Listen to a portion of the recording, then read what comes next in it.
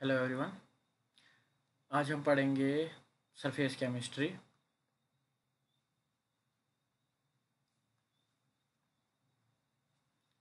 जो कि पोर्शन है हमारा पंचायत अकाउंट असिस्टेंट के लिए। सबसे पहले हम डील करेंगे इंट्रोडक्शन और उसके बाद कुछ बेसिक टर्म्स। सरफेस केमिस्ट्री की अगर हम बात करें तो पहले हम देखते हैं कि सरफेस केमिस्ट्री है क्या। क्या है? Branch of physical chemistry which deals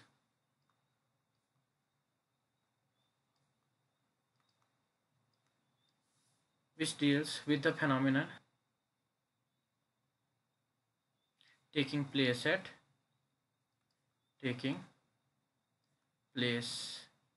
at surface and interface। Surface और इंटरफेस पे जो फेनोमेना जो होते हैं वो हम पढ़ते हैं किसमें? सरफेस केमिस्ट्री में। जैसे फॉर एग्जांपल सरफेस और इंटरफेस पे कौन कौन से फेनोमेना हमारे होते हैं? एड्सॉर्प्शन, डिसोल्यूशन,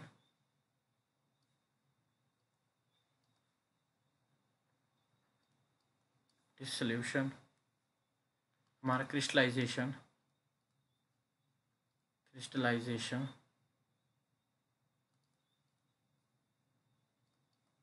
और क्रोजन। ये हमारे सरफेस फेनोमेना है। इनको हम पढ़ते हैं किसमें?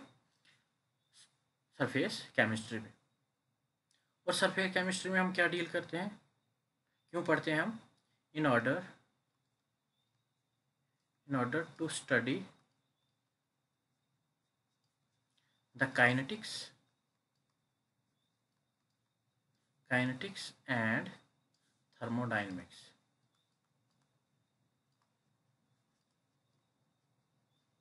काइनेटिक्स और थर्मोडायनेमिक्स किसके? Of surface phenomena.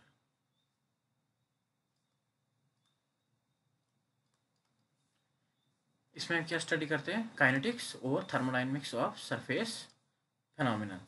ये हुई हमारी सरफेस केमिस्ट्री की इंट्रोडक्शन के। सरफेस केमिस्ट्री में हम क्या पढ़ते हैं और क्यों पढ़ते हैं। अब कुछ बेसिक टर्म्स हैं हमारे पास।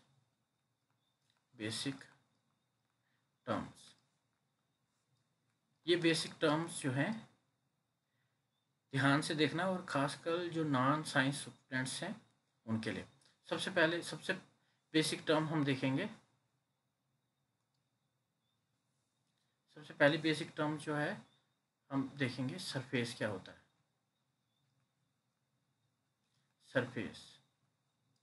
सरफेस क्या है? It may be defined as a point, may be defined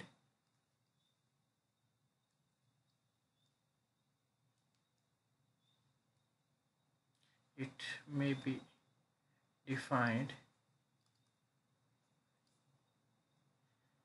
as a point at which the constituent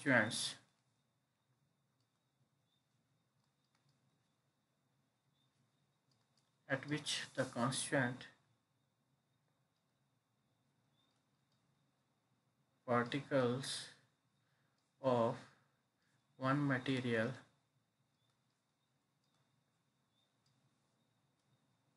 are terminated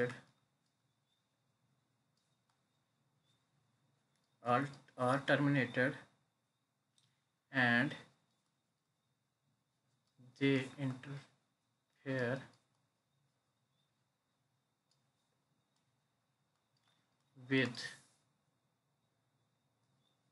with the constituents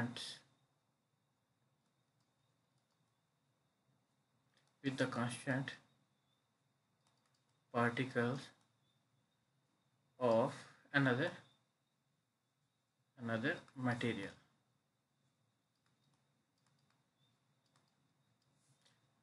surface क्या है? May be defined as a point at which the constituent particles of one material are terminated and they interfere with the constituent particles of another material.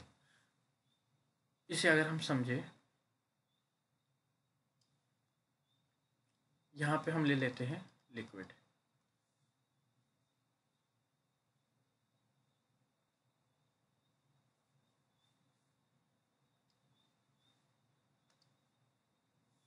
यहाँ पे हम इसमें ले लेंगे कोई liquid कोई लिक्विड लेंगे हम इसमें। फॉर एग्जांपल ये हमने कोई लिक्विड ले लिया, ये वाटर ले लिया हमने। ये वाली लेयर जहाँ पे constant particles of one material, water का जो मटेरियल है यहाँ पे टर्मिनेट हो जा रहा है और यहाँ पे है हमारा एयर। ये वाला मटेरियल जो है यहाँ पे टर्मिनेट हो रहा है, इस बाउंड्री पे टर्मिनेट हो रहा है। और यहाँ से दूसरा मटेरियल जो कि हमारे पास एयर है, उसके पार्टिकल जो है शुरू हो रहे हैं। ये वाला पार्टिकल जो है बाकी एयर के पार्टिकल्स के साथ यहाँ पे इंटरफेयर कर रहा है। इस बाउंड्री को हम क्या बोलेंगे? Surface.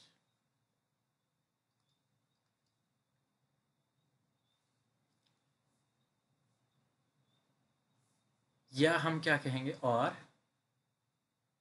When we take vacuum, अगर हम वैक्यूम की बात करें तो वैक्यूम के केस में क्या होगा? ये हमने कोई सॉलिड ले लिया,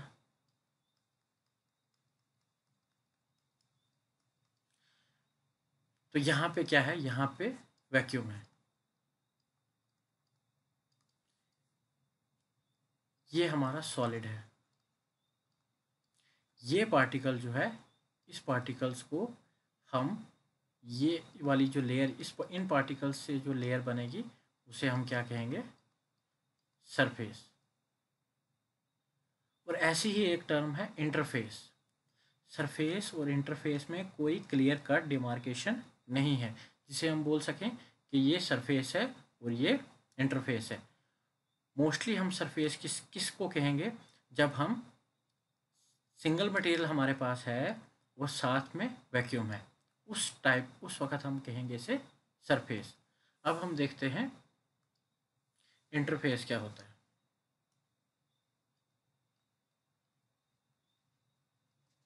interface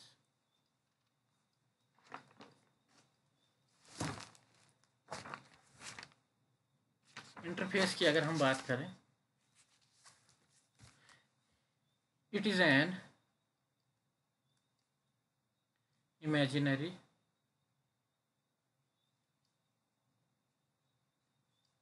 line that separates it is an imaginary line that separates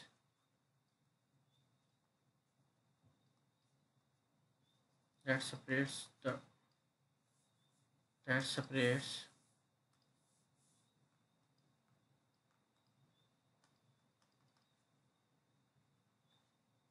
that separates the two bulk phases, that separates the two bulk phases। इसे हम कहते हैं interface. For example solid, liquid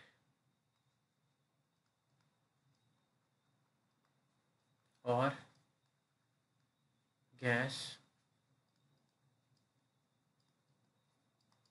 liquid.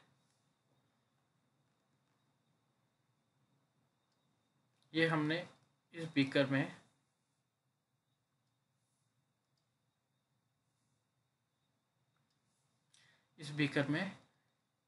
हमने कोई लिक्विड ले लिया,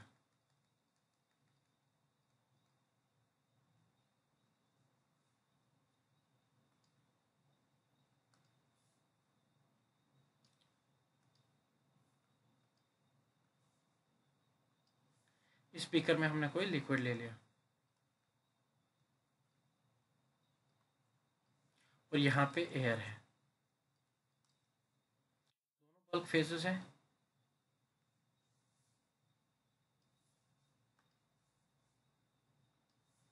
दोनों बल्क फेजेस हैं।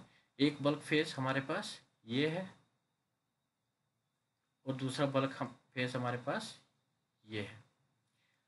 इन दो बल्क फेजेस को जो बाउंड्री सेपरेट कर रही है, ये वाली जो बाउंड्री यहाँ पे सेपरेट कर रही है इन दो बल्क फेज को, इसे हम कहेंगे इंटरफेस। इंटरफेस। मैंने पहले ही कहा था कि there is no clear cut demarcation between surface and interface. हम सरफेस कब कहेंगे?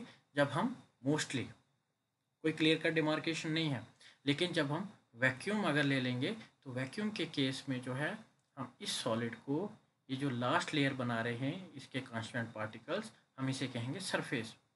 लेकिन हम अगर दो बल्क फेजेस ले रहे हैं, जैसे लिक्विड ले लिया, एयर ले लिया, सॉलिड ले लिया, लिक्विड ले लिया, तो उस केस में जो बाउंड्री है इन दो बल्क फेजेस के बीच में उसे हम कहेंगे इंटरफेस। नेक्स्ट क्या है हमारे पास term? Adsorption.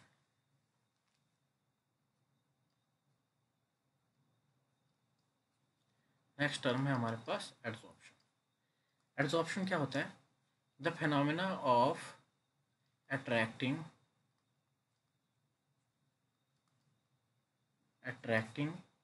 and retaining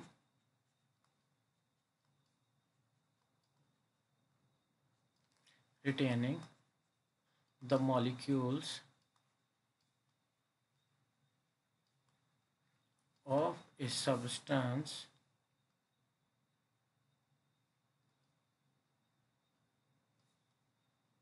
on the surface of a liquid or solid, which results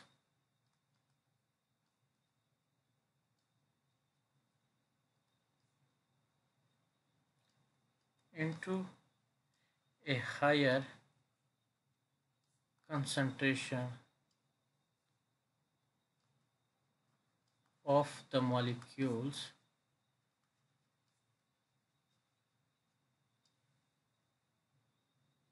on the surface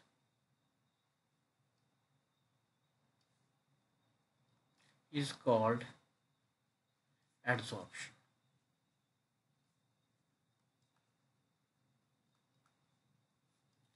Adsorption क्या है? Attracting and retaining of molecules of a substance on the surface of a liquid or solid, which results into a higher concentration of the molecules on the surface is called adsorption. इसे हम कैसे समझेंगे? ये कोई surface हमने ले ली, ये हमने सॉलिड सरफेस ले ली और ये हमारे पास गैसेस पार्टिकल्स हैं। ये सॉलिड सरफेस है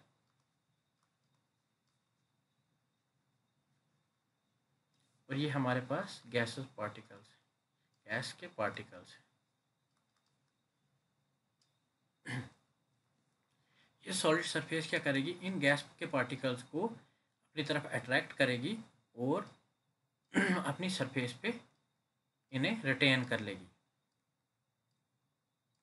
अपनी सरफेस पे इन पार्टिकल्स को रिटेन कर लेगी। तो इस प्रोसेस को क्या बोलते हैं? एडजॉर्प्शन।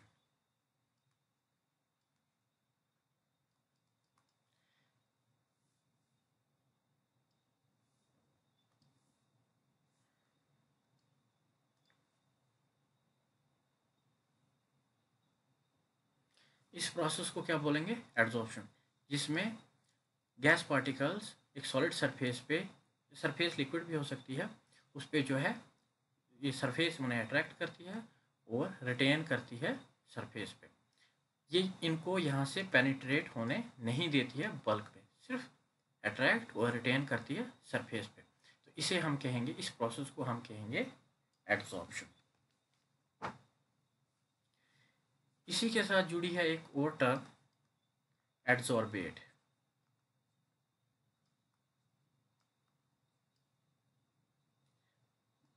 एडजॉर्बेट एडजॉर्बेट क्या है? द सब्सटेंस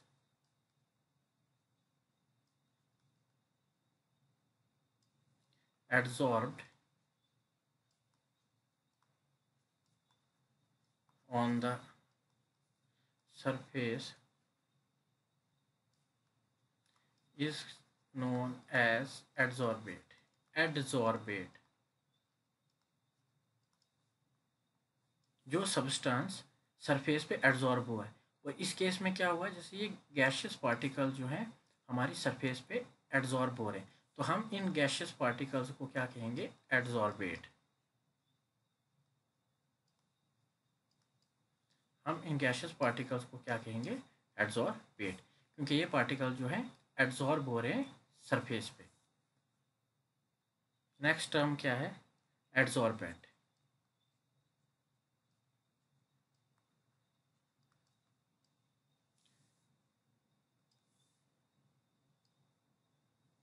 नेक्स्ट टर्म है हमारी एडजॉर्बेंट। एडजॉर्बेंट को हम कैसे डिफाइन करेंगे? The substance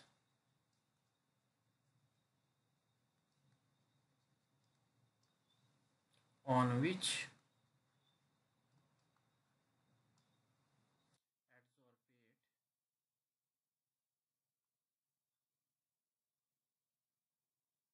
The substance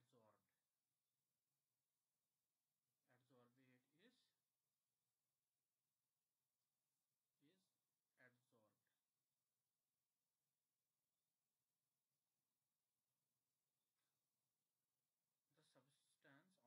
adsorbate is adsorbed is called adsorbent।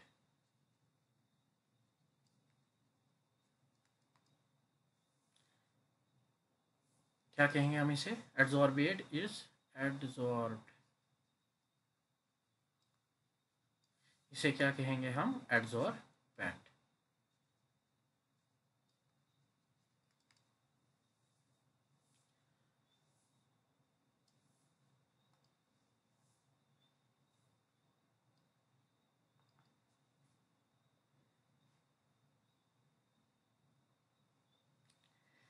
यहाँ पे हमने जो गैस पार्टिकल्स एडजॉर्ब हो रहे हैं उन्हें हमने कहा एडजॉर्बेंट।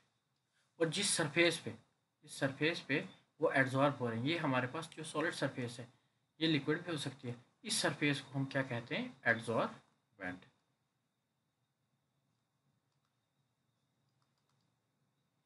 यहाँ से इस सरफेस को हम कहेंगे एडजॉर्बेंट। यहाँ से हमने दो चीज़ें पता चली। एक कि जो पार्टिकल्स हमारी सरफेस पे आके बैठेंगे उन पार्टिकल्स को हम कहेंगे एडजॉर्बेट, और जिस सरफेस पे आके वो बैठे वो सरफेस, वो प्लेटफॉर्म, उसे हम कहेंगे एडजॉर्बेंट। नेक्स्ट टर्म देखेंगे हम,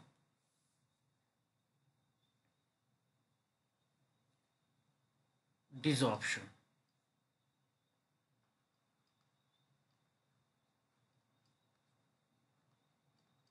डिसॉर्प्शन डिसऑप्शन क्या है?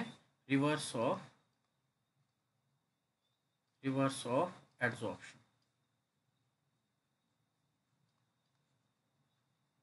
रिवर्स ऑफ एडजॉर्प्शन के प्रोसेस को हम क्या बोलते हैं? डिसऑप्शन। ये क्या है?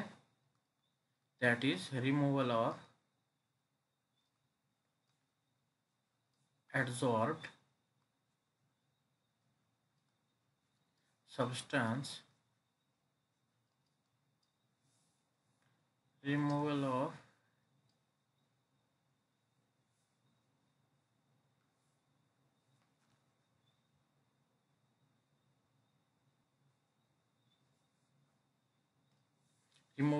एडजॉर्ब्ड सब्सटेंस,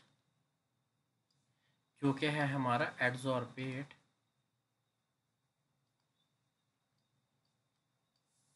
फ्रॉम द सरफेस। जो है हमारी एड्सॉर्बेंट।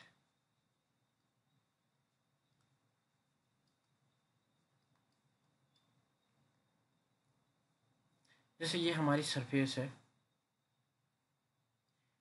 इस पे गैशियस पार्टिकल्स आके बैठ गए। इन गैशियस पार्टिकल्स को हम क्या कहेंगे? एड्सॉर्बेट। और ये जो सरफेस है इसे हम कहेंगे एड्सॉर्बेंट।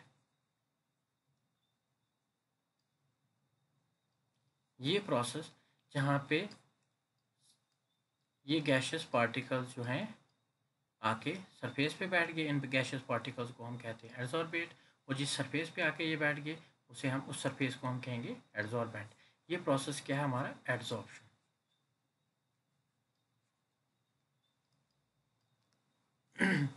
अब क्या होगा अगर हम इसी प्रोसेस को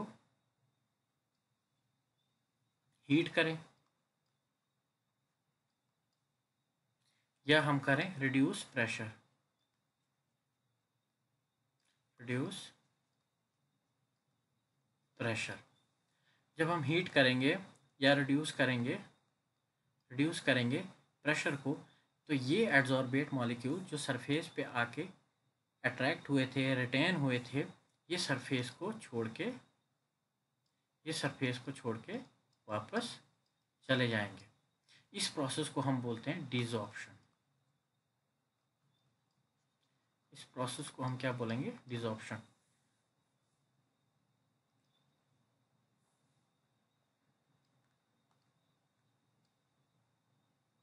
इस प्रोसेस को हम बोलेंगे डिसॉर्प्शन।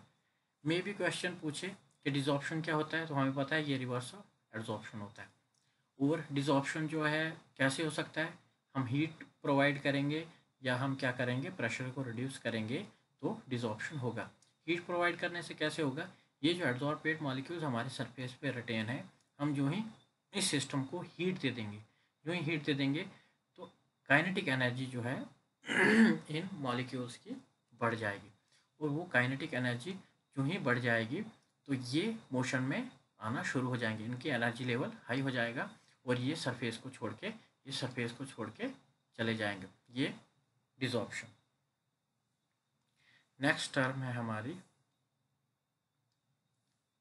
नेक्स्ट टर्म देखेंगे हम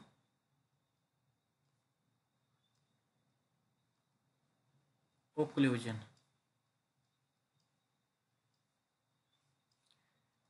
ये भी एड्सॉर्प्शन है, लेकिन एक स्पेसिफिक एड्सॉर्प्शन है जिसको हमने एक स्पेसिफिक नाम दिया है।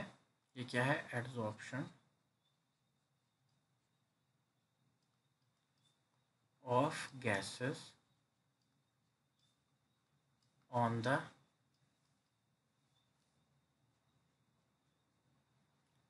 सरफेस ऑफ मेटल्स की सरफेस पे जो एड्सॉर्प्शन होगी गैसेस की, उस प्रोसेस को हम क्या बोलते हैं? ओक्लूजन। ये भी एक एड्सॉर्प्शन है, लेकिन एक स्पेसिफिक टर्म जो है इसके लिए दी हुई है। नेक्स्ट टर्म हम पढ़ेंगे सॉर्प्शन।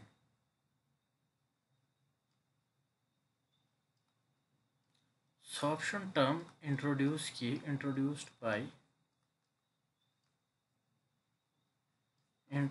by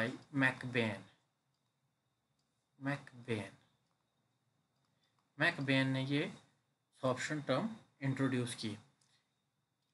ये कौन सी सिचुएशन है? when both adsorption and adsorption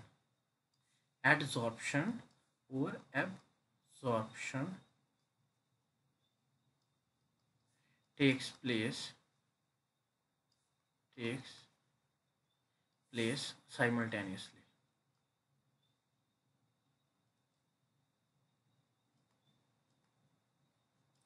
इस प्रोसेस को हम क्या कहेंगे?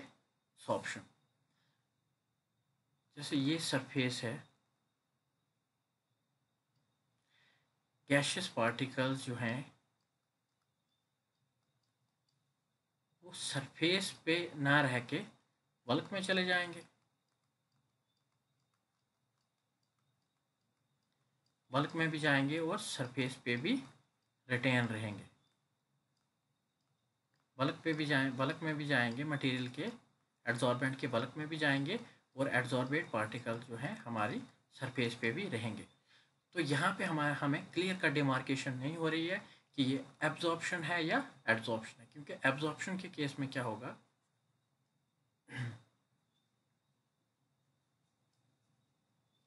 एब्जॉर्प्शन के केस में क्या होता है कि ये जो पार्टिकल्स हैं, गैशियस पार्टिकल्स, ये सरफेस पे रिटेन नहीं रहते हैं, सीधा बल्क में, मटेरियल के बल्क में चले जाते हैं। ये प्रोसेस है हमारा एब्जॉर्प्शन। लेकिन जब सरफेस पे रिटेन रहेंगे तो वो प्रोसेस है हमारा एब्जॉर्प्शन। लेकिन सॉर्प्शन के केस में क्या होता है, ये सरफेस पे भी होते हैं और ये बल्क में भी पेनिट्रेट करते हैं। तो हमें क्लियर कट डिमार्केशन नहीं मिलती है कि ये एड्जॉर्प्शन है या एब्जॉर्प्शन है। इसीलिए हमने एक टर्म इंट्रोड्यूस की इसके लिए, सॉर्प्शन। इसकी एग्जांपल्स अगर हम ले लें, सॉर्प्शन के केस में जो डाइज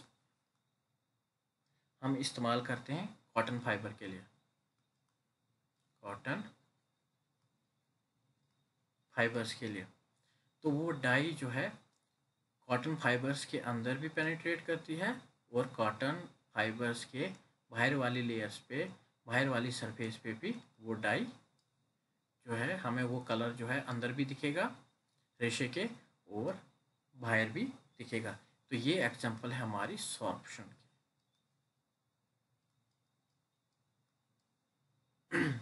नेक्स्ट टर्म हम इंट्रोड्यूस करेंगे,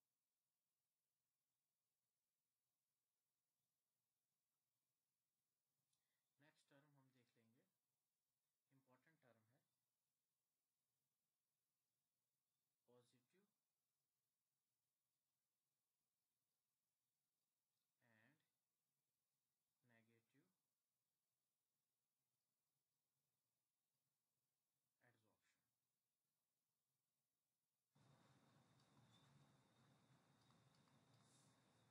पॉजिटिव और नेगेटिव एड्सॉर्प्शन, इस टर्म को ध्यान से समझना। ये किस क्या केस है, this is the case of adsorption, this is the case of adsorption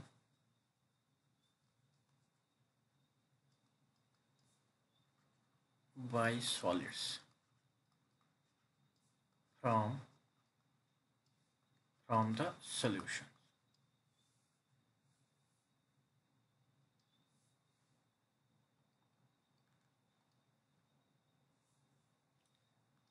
This is the case of adsorption by solids from the solution। यहाँ पे ये सॉलिड के केस में होगी, लेकिन एड्सॉर्बेट जो है हमारा, जो दूसरा फेज जो है हमारा, वो होगा हमारा सॉल्यूशन। पहले हम देखते हैं सॉल्यूशन क्या होता है। सॉल्यूशन की अगर हम बात करें, इन जनरल सॉल्यूशन बना होता है सॉल्यूट से एंड सॉल्वेंट से। जैसे हम शुगर सॉल्यूशन की बात करें, शुगर सॉल्यूशन की बात करें, तो जो शुगर है हमारा, शुगर सॉल्यूशन इन वाटर, जो शुगर है उसे हम बोलते हैं सॉल्यूट।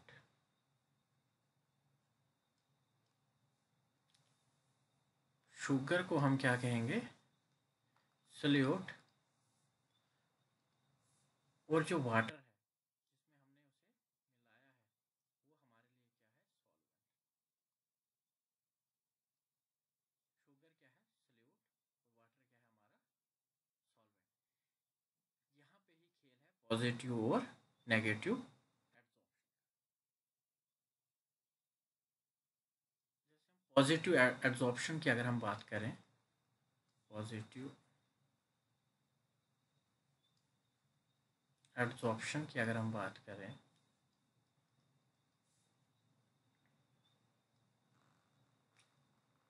ये हमने कोई बीकर ले लिया, इस बीकर में हमने कोई सॉलिड रखा हुआ है, क्योंकि ये सॉलिड का केस है, ये हमारा सॉलिड है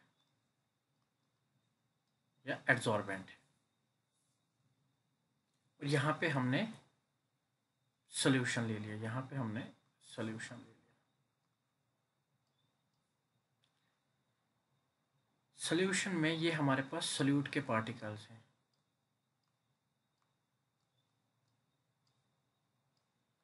और ये हमारे पास सॉल्वेंट के पार्टिकल्स हैं। इन्हें मैं अलग तरीके से दिखा रहा हूँ। ये जो पार्टिकल्स हैं हमारे सोल्यूट के हैं, और ये जो पार्टिकल्स हैं ये हमारे सॉल्वेंट के हैं। पॉजिटिव एडजॉर्प्शन कब होगी? जब सोल्यूट के पार्टिकल्स हमारी सॉलिड सरफेस पे आके एडजॉर्ब हो जाएंगे। किस केस में? पॉजिटिव एडजॉर्प्शन के केस में। ये कौन से पार्टिकल्स हमारे एडजॉर्ब हुए हैं? सोल्यूट के। तो इस टर्म को, इस प्रोसेस को हम क्या कहेंगे? Positive adsorption.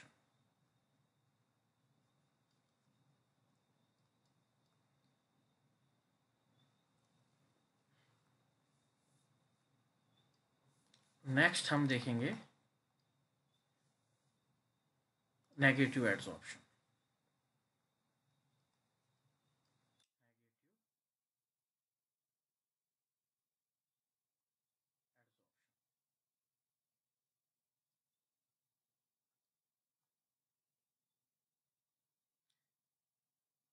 नेगेटिव एडजॉर्प्शन के केस में क्या होगा? इसका उलट, ये सॉलिड हमने लिया है एडजॉर्बेंट,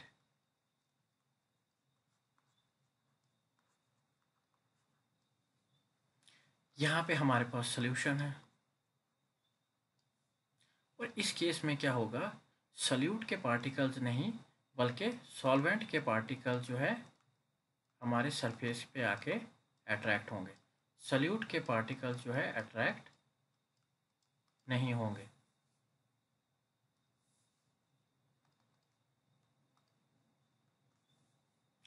इस केस में सॉल्वेंट के पार्टिकल्स जो हैं आके अट्रैक्ट होंगे। ये कौन से पार्टिकल्स हैं? सॉल्वेंट के। सोल्यूट के पार्टिकल्स एडजॉर्ब नहीं होंगे, हमारे पास सॉल्वेंट के पार्टिकल्स जो हैं इस केस में एडजॉर्ब होंगे। पॉजिटिव एडजॉर्प्शन के केस में सोल्यूट के पार्टिकल्स हमारी सरफेस पे आके रिटेन हो जाएंगे। उस टाइप के एडजॉर्प्शन को हम कहेंगे पॉजिटिव एडजॉर्प्शन। वो नेगेटिव एडजॉर्प्शन के केस में क्या होगा कि सोल्यूट के पार्टिकल्स, सोल्यूशन में से सोल्यूट के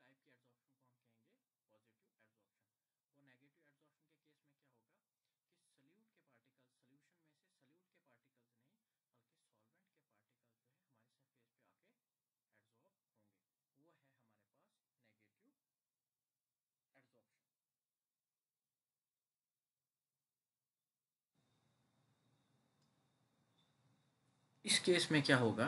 पॉजिटिव एडजॉर्प्शन के केस में, positive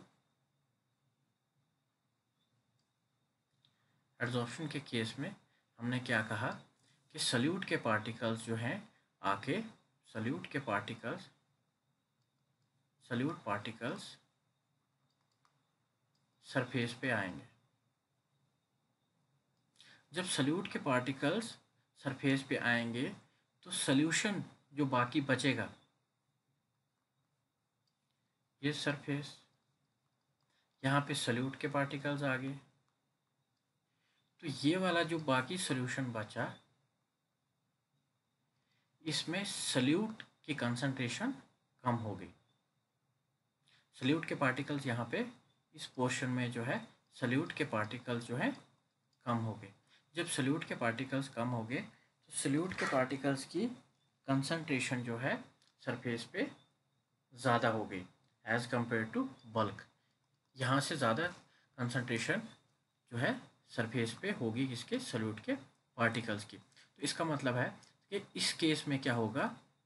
concentration of solution decrease हो जाएगी, कंसंट्रेशन ऑफ सोल्यूशन डिक्रीज हो जाएगी। लेकिन अब हम देखें नेगेटिव एड्जॉर्प्शन के केस में, ये बहुत इंपॉर्टेंट है और देख लेना, मे बी क्वेश्चन जो है पूछ ले। नेगेटिव एड्जॉर्प्शन के केस में क्या होगा, इसका उलट, ये सॉलिड सरफेस है। अब यहाँ पे आके हमारे पास कौन से पार्टिकल्स रिटेन, हमारे पास कौन से पार्टिकल्स जो हैं रिटेन हुए हैं, वो हुए हैं सॉल्वेंट के पार्टिकल्स। ये कौन से पार्टिकल्स रिटेन हुए हैं,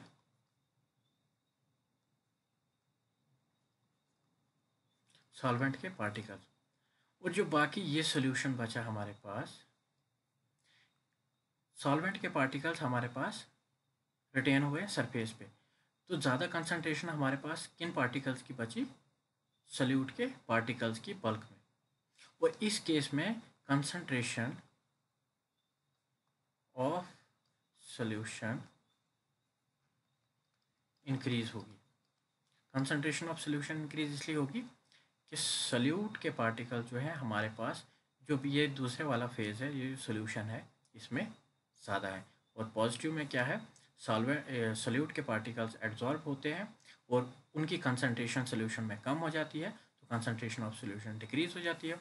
और नेगेटिव एड्जॉर्प्शन के केस में सॉल्वेंट के पार्टिकल जो है हमारी सरफेस पे आके रिटेन हो जाते हैं और सॉल्यूशन की कंसंट्रेशन जो है इंक्रीज हो जाती है। हम देख लेंगे कि डिफाइन कैसे करेंगे हम पॉजिटिव और नेगेटिव एड्जॉर्प्शन को। पहले देखेंगे पॉजिटिव एड्जॉर्प्शन।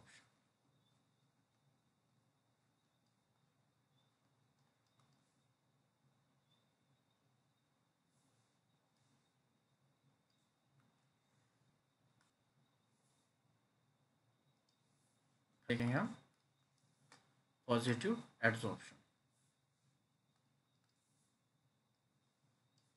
पॉजिटिव एड्जॉर्प्शन को कैसे डिफाइन करेंगे, when the concentration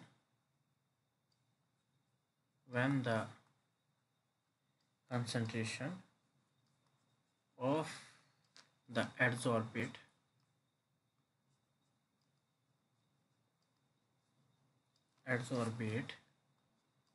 is more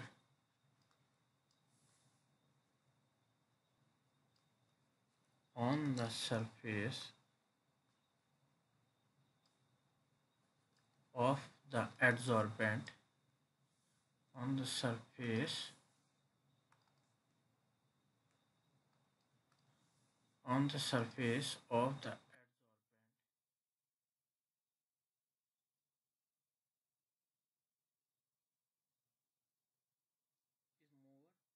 when the concentration of the adsorbate is more on the surface of the adsorbent than that in the bulk,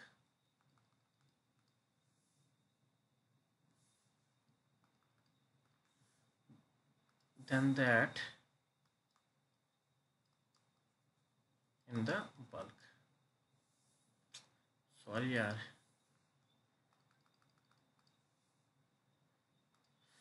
then that in the bulk,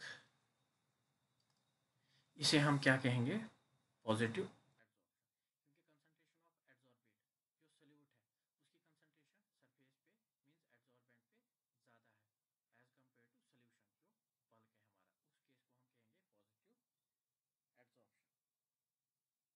क्योंकि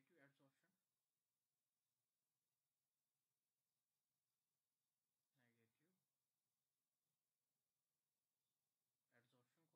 concentration surface पे means adsorbent पे ज़्यादा है as compare to solution जो bulk है हमारा, उस case को हम कहेंगे पॉजिटिव एड्सॉर्प्शन। और नेगेटिव एड्सॉर्प्शन, नेगेटिव एड्सॉर्प्शन को कैसे हम डिफाइन करेंगे, नेगेटिव एड्सॉर्प्शन को हम कैसे डिफाइन करेंगे, if the concentration of if the concentration of the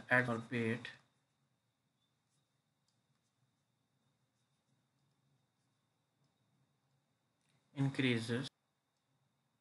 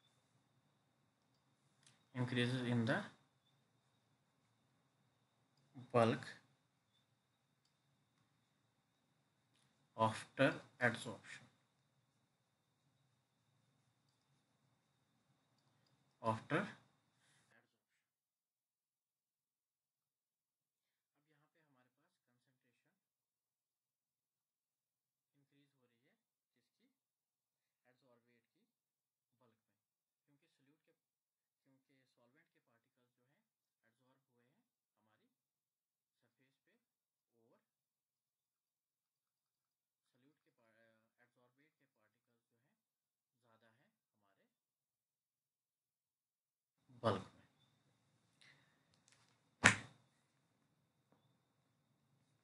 इनकी हम एग्जांपल्स करेंगे। Examples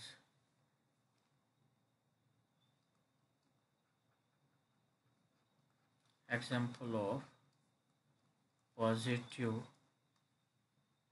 and negative adsorption। इनकी क्या एग्जांपल है, इम्पोर्टेंट एग्जांपल है, देख लेना।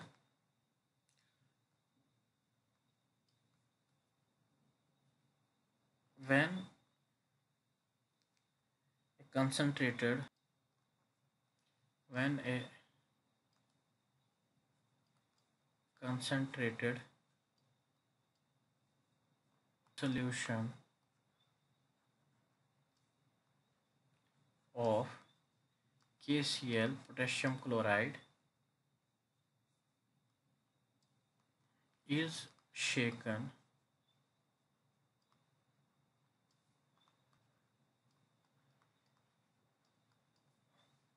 with blood charcoal, it shows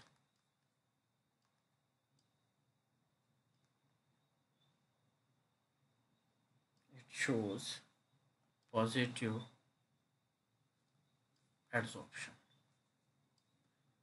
जब हम कंसंट्रेटेड सॉल्यूशन ऑफ KCl का शेक करते हैं ब्लड चारकोल के साथ, तो वो शो करता है पॉजिटिव एडसॉर्प्शन। लेकिन जब हम लेते हैं dilute solution of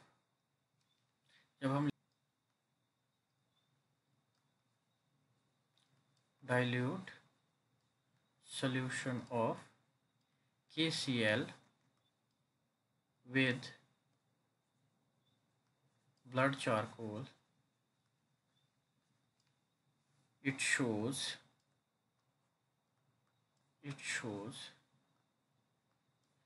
negative adsorption.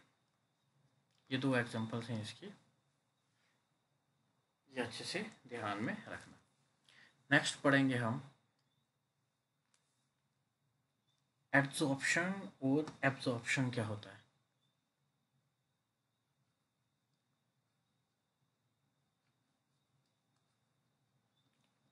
Adsorption और absorption.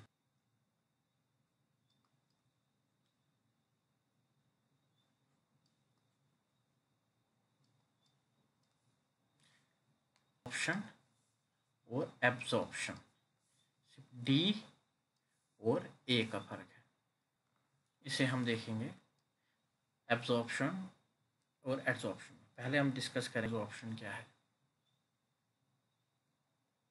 It is a surface phenomena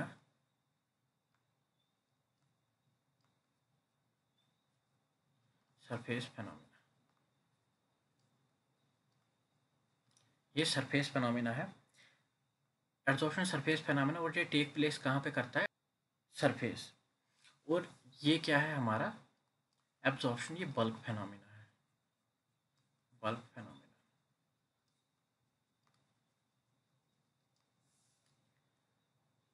इस केस में क्या होता है, एडजॉर्प्शन के केस में molecules are retained at the surface. Surface phenomena तो मॉलिक्यूल्स कहाँ पे रिटेन होंगे? सरफेस पे। लेकिन इस केस में क्या होगा? Molecules are not retained at the surface. Molecules are not retained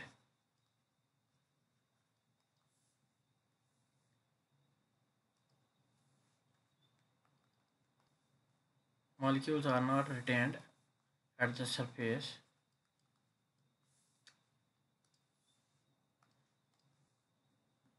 molecules are not retained at the surface but they penetrate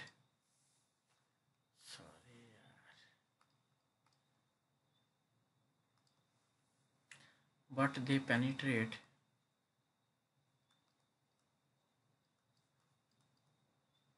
from the surface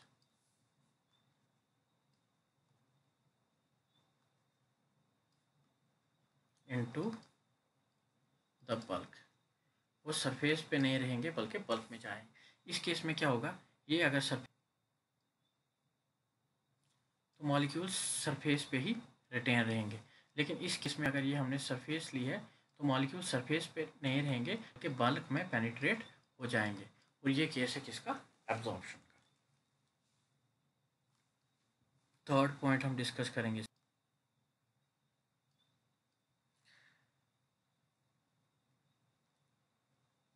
third point क्या है? Concentration, excess concentration of adsorbate. Excess concentration of adsorbate कि हमारे पास कहाँ पे? Surface पे। और इस case में access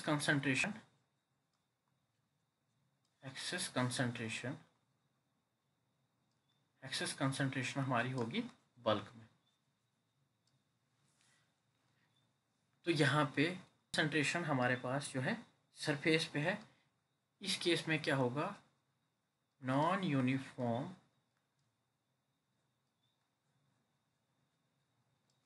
distribution of molecules. non-uniform distribution non uniform क्यों होगा? क्योंकि मॉलिक्यूल जो है हमारे सिर्फ पे ही हैं, बल्क में नहीं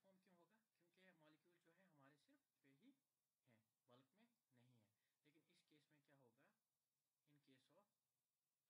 लेकिन इस केस में क्या होगा? In case of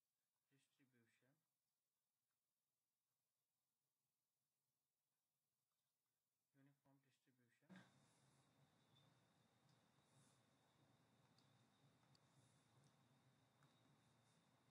uniform distribution of molecules. क्योंकि मॉलिक्यूल जो केस में क्या है? यूनिफॉर्मली डिस्ट्रीब्यूशन है throughout the bulk. Next point of difference हम इसमें